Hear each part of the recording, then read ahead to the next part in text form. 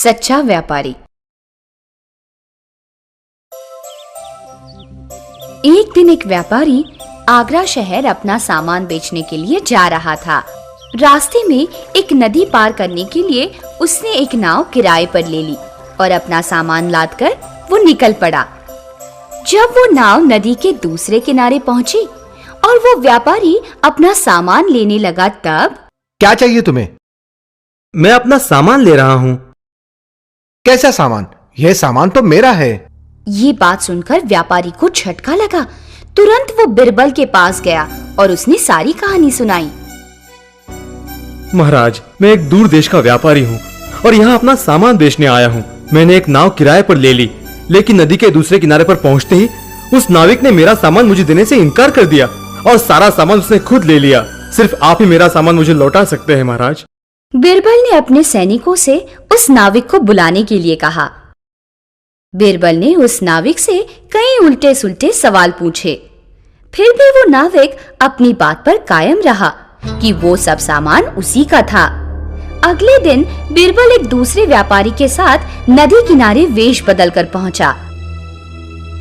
वहां बिरबल ने उस नाविक को बुलाया और उसे उस सामान की कीमत पूछी। ये सब सामान 10,000 रुपयों का है। अगर तुम मुझे इससे ज्यादा दे सकते हो तो ये सामान मैं तुम्हें दे दूंगा। अरे, इस प्रकार का तो बहुत सारा सामान बाजार में पड़ा है। अगर तुम 5,000 रुपयों में बेचने के लिए तैयार हो तो बोलो, मैं खुद ये तुमसे कल खरीद लूंगा। बहुत देर तक आपस में नोक-झोंक करने के बाद नाविक 5,000 रुपयों के लिए मान गया। लेकिन पहले हमें सामान तो देखने दो। बिना सामान देखे हम रुपए कैसे दें? नाविक ने उन्हें सामान दिखाया। अरे 5,000 तो इस सामान के लिए बहुत ज्यादा है। हमें तो बड़ा नुकसान हो जाएगा। हम तुम्हें ज्यादा से ज्यादा 3,000 रुपए दे सकते हैं, इससे ज्यादा नहीं।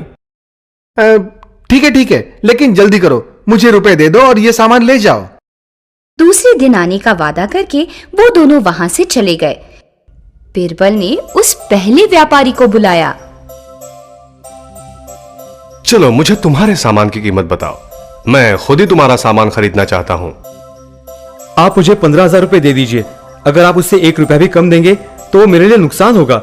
इससे अच्छा तो मैं अपना सामान वापस ले जाऊं। उस नाविक की तरह बिरबल ने उस व्यापारी को भी बहुत सवाल किए और सामान की कीमत कम करने की कोशिश की, लेकिन वो व्यापारी नहीं माना। अगर मैं ये सामान किसी दूसरे शहर ले जाऊं तो मुझे इसकी अच्छी कीमत मिल सकती है। अगले दिन बिरबल ने उस नाविक और उस व्यापारी को बुला लिया। उस दिन भी व्यापारी और नाविक में उस सामान को लेकर बहुत झगड़ा हुआ। बिरबल को अब गुस्सा आया। उसने उस नाविक से कहा, तुम झूठ बोल रहे हो। अगर ये सामान तुम्हारा होता तो तुम उसे इतने कम कीमत पर बेचने के लिए कभी राजी नहीं होते। चलो, अब मुझे सच बताओ। वो नाविक अब घबरा गया और उसने सत्य का स्वीकार किया। फिर भी उसे सजा दी गई और उसकी पीठ पर 30 कोड़े बरसाए गए।